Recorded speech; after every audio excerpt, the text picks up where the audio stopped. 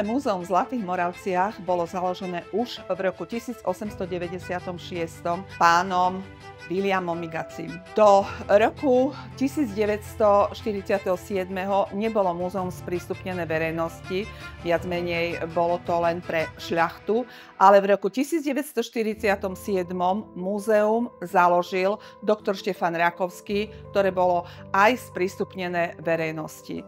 V roku 2021 pani riaditeľka Ponitριanského múzea, pod ktoré samozrejme patrí aj Múzeum v Zlatých Moravciach, pani Patricia Žáčiková, požiadala o projekt na podporu umenia. V roku 2021 nám bolo oznámené, že nám bolo vyhovené.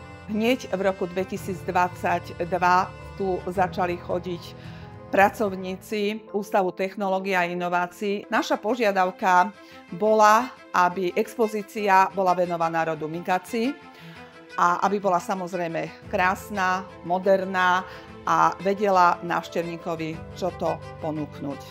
Návštevník sem prišiel s veľkým očakávaním. Veľmi veľa ľudí prijalo túto novú expozíciu s veľkou radosťou, veľkou nádejou, že aj Zlaté Moravce sa majú čím teda novým pochváliť. V súčasnej dobe naše múzeum nie je len o vystavených exponátoch, artefaktoch. Počas návštevy expozície prebiehajú aj dve projekcie, zaujímavé projekcie, na ktorých má možnosť návštevník lepšie spoznať práve tento významný rod Migaci.